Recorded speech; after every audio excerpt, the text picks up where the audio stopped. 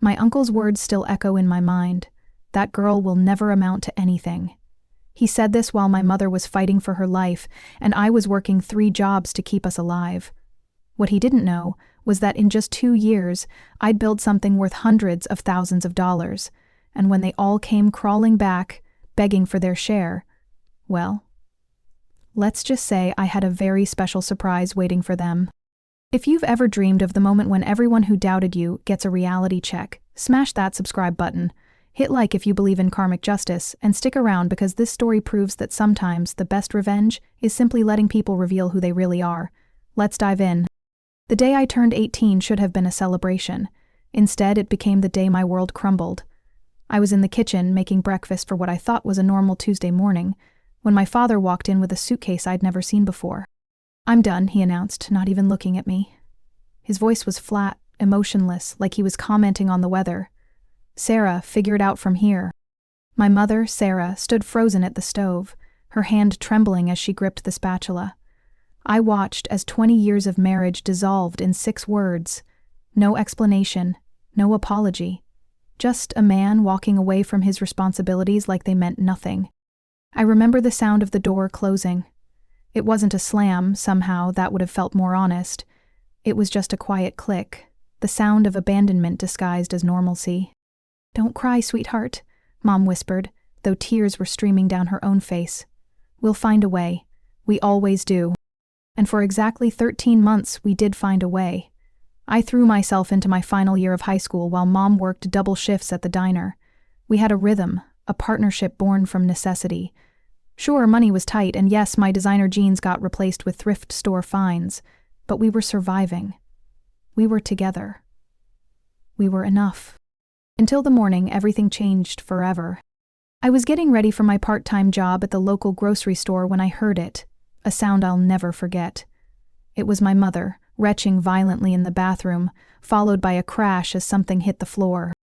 I found her collapsed next to the toilet, her face pale as paper, clutching her stomach in agony.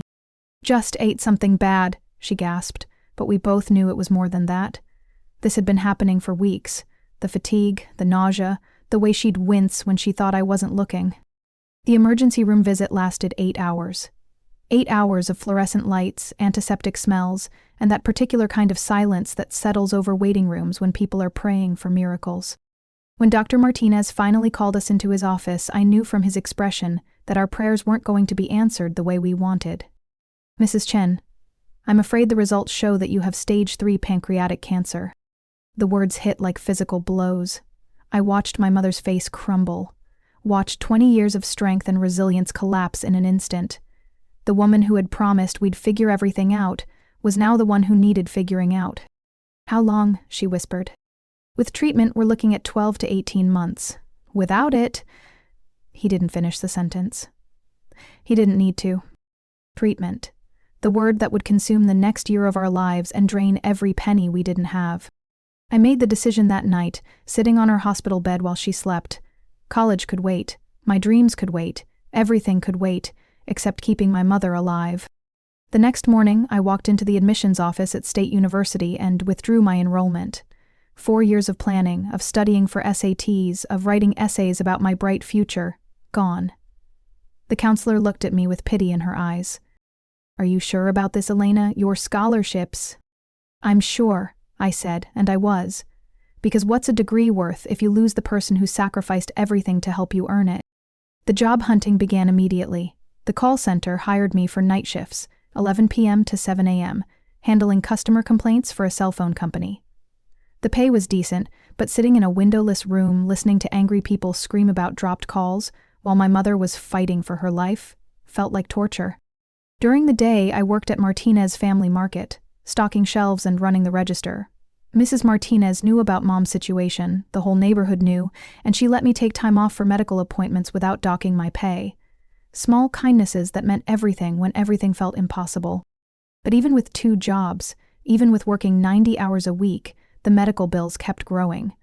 Chemotherapy sessions cost more than I made in a month. The experimental treatments that might give us more time, forget about it. Insurance covered the basics, but cancer doesn't stick to basic coverage. I was drowning in numbers. $15,000, 0 cents for this scan. $8,000, 0 cents for that medication. $25,000, 0 cents for surgery. The debt was climbing faster than I could earn, and every night I'd sit at the kitchen table with a calculator, trying to make math bend to my desperation. That's when desperation led me down a path I never expected. I'd heard about people making money through social media, but it seemed like something for other people, people with perfect lives and perfect smiles. What could someone like me possibly have to offer? But one night, exhausted after a particularly brutal shift at the call center, I opened Instagram and just started typing. I posted a photo of Mom sleeping in her hospital chair, her bald head covered with the bright yellow scarf I'd bought her. Day 67 of chemo, I wrote. She asked me today if I regret dropping out of college. I told her the truth. I'd drop out of life itself if it meant she could stay in mine. I expected maybe 5 likes from high school friends. Instead, I woke up to hundreds of comments. People sharing their own stories, offering words of encouragement, asking how they could help.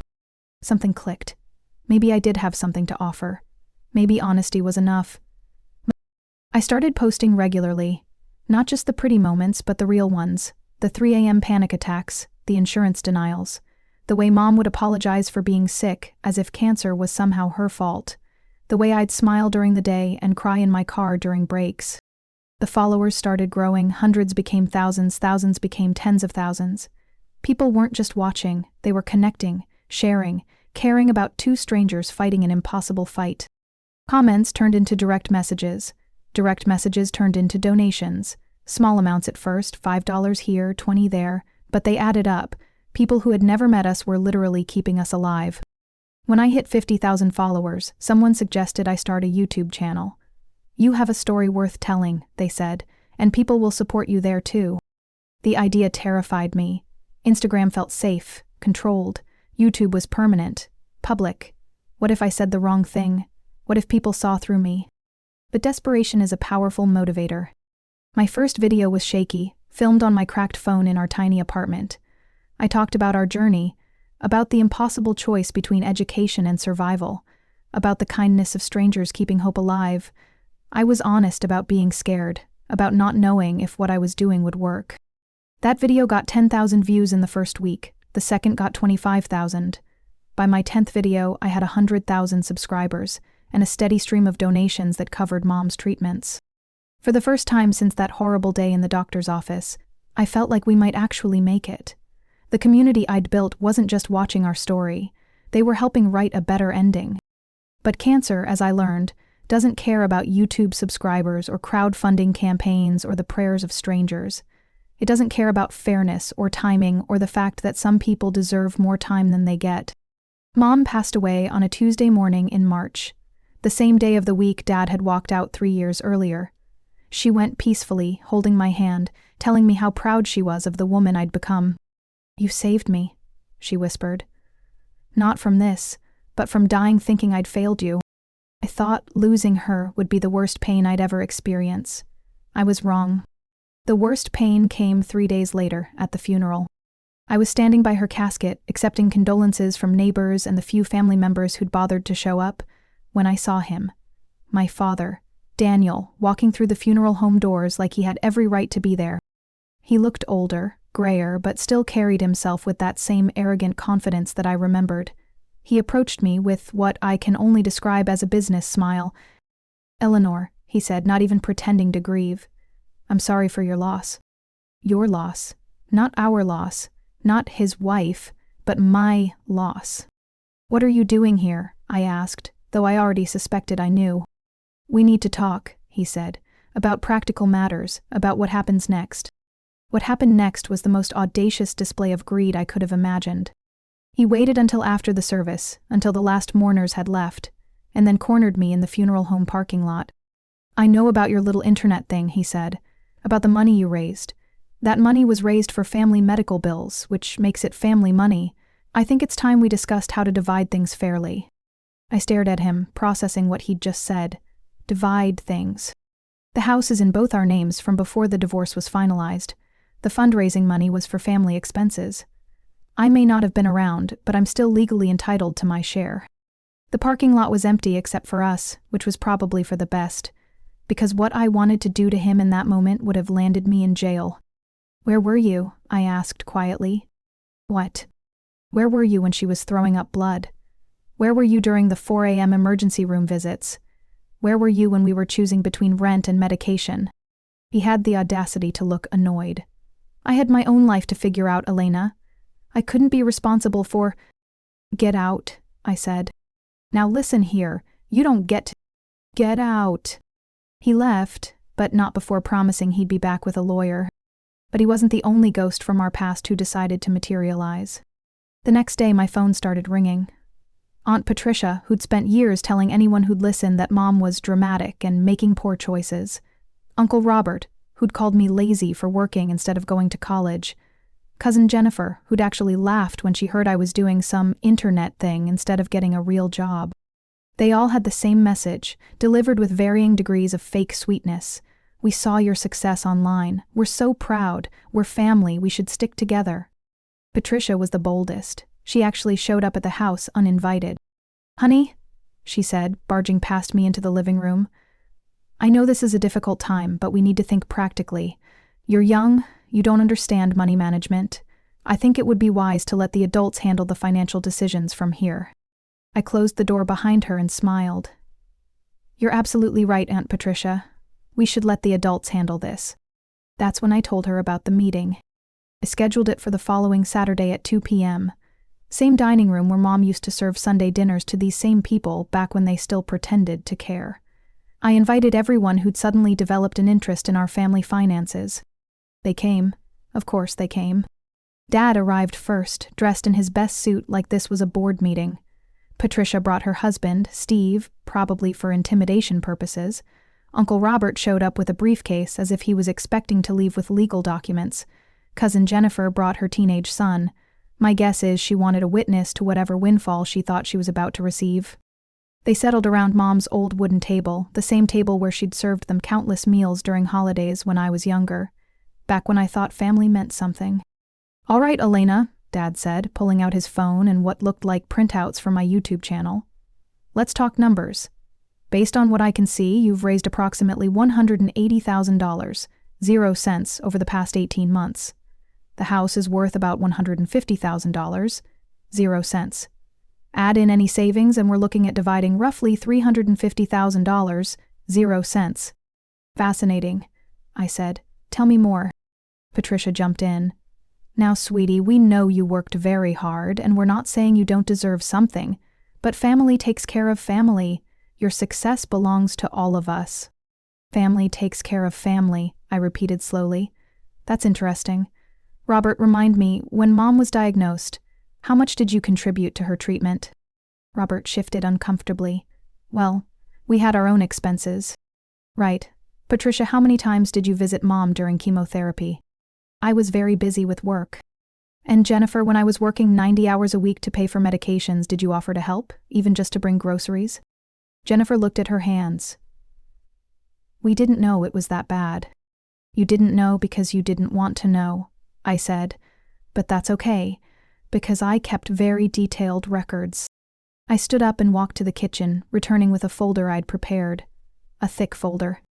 See, the beautiful thing about social media is that everything is documented. Every post, every comment, every conversation. I opened the folder and began reading. Patricia. Facebook comment from March 15th, 2023. "Sarah always was dramatic.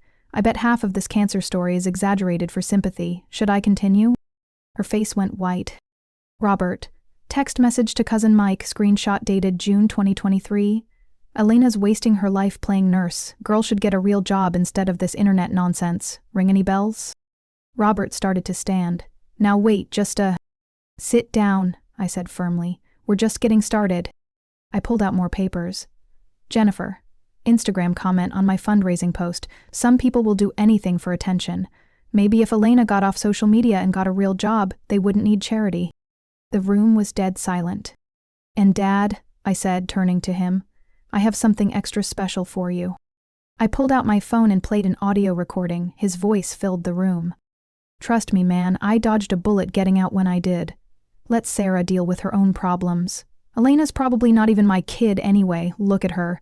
You think I'm gonna waste my money on that situation? They'll figure it out, or they won't.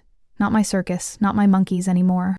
The recording was from 2 months after Mom's diagnosis, a conversation he'd had with his brother at a bar, not knowing that his brother's wife was Mom's coworker and my ally. Dad's face went from confident to horrified. Where did you get? Doesn't matter where I got it, I said. What matters is that I have it, all of it. Every cruel word, every dismissal, every moment when you all decided we weren't worth your time. I closed the folder and looked around the table at these people who shared my blood but had never shared my burden. Now, let's talk about that money you want to divide. I pulled out another set of papers. These are receipts. Every medical bill I paid, every donation I received, every transaction went through accounts in my name only. The house? Mom's will left it to me exclusively, and it's been in my name since she died. The fundraising money? Every penny was donated specifically to me, for Mom's care, through platforms registered under my information. Patricia tried to interrupt, but family. Family? I stood up, my voice echoing off the walls. You want to talk about family? Where was this family when Mom was losing her hair? Where was this family when I was sleeping 3 hours a night to afford her medications? Where was this family when she died scared and in pain? The silence was deafening. You know what the cruelest part is? I continued. It's not that you abandoned us. Abandonment I could understand. People get scared, people make selfish choices. What I can't forgive is coming back now, after she's gone, trying to profit from the very suffering you ignored. I walked around the table, looking each of them in the eye. You called me worthless. You said I'd never amount to anything. You mocked my internet thing and my fake job. Well, congratulations. That worthless girl with her fake job raised enough money to save the woman you all abandoned. That internet thing you laughed at? It built a community of strangers who cared more about my mother than her own family ever did. Dad tried one last play. Elena, be reasonable. I am your father. No, I cut him off. A father doesn't abandon his child when things get difficult. A father doesn't mock his dying wife's struggle. A father doesn't show up at a funeral asking for money before the body is cold. I gathered all the papers and held them up. Here's what's going to happen. You're all going to leave. You're going to leave and never contact me again. You will never mention my mother's name or mine. You will never claim any connection to our story or our success, because if you do... I tapped the folder. I have enough documentation here to show the world exactly what kind of people you really are, and unlike you, I actually know how to use social media effectively. Patricia's husband finally spoke up. You can't just... I can, and I am, I said. You had your chance to be family when it mattered. You chose not to be. That door is closed forever. One by one, they left. Patricia made one last attempt at manipulation, tears in her eyes. Your mother wouldn't want this, Elena. She'd want us to come together. I smiled sadly. My mother spent her last months wondering why her family abandoned her. She died thinking she'd somehow failed all of you. You don't get to use her memory to guilt me into funding your lives. Dad was the last to leave. At the door, he turned back one final time. You'll regret this, he said. The only thing I regret, I replied, is that Mom isn't here to see justice finally served. I closed the door behind him and leaned against it, feeling lighter than I had in years. The aftermath was swift. None of them tried to contact me again. No lawyers appeared, no legal challenges materialized. Because deep down, they all knew they had no legal or moral claim to anything we'd built through suffering they'd ignored. 3 months later, I was featured in a local newspaper article about young entrepreneurs. The reporter asked how I'd managed to build such a successful online platform while dealing with personal tragedy. I thought about mentioning my family, about how their abandonment had forced me to find strength I never knew I had. Instead, I said something much simpler. When the people who are supposed to support you fail, sometimes you discover that strangers can become the family you actually needed. The article included a photo of me standing in front of the mural I'd commissioned for Mom, a beautiful piece covering the entire side wall of the community center where she used to volunteer. Her face painted in brilliant colors, watching over the neighborhood that had watched over us. At the bottom of the mural, in her favorite shade of blue, were the words she'd said that first day. We'll find a way. We always do. Revenge isn't always about grand gestures or elaborate schemes. Sometimes the best revenge is simply becoming the person others said you could never be, and then refusing to let them benefit from their own cruelty. If this story resonated with you, please hit that subscribe button and let me know in the comments. Have you ever had to cut toxic family members out of your life? How did it feel to finally stand up for yourself? And remember, sometimes the family you choose matters more than the family you're born into. I'll see you in the next video.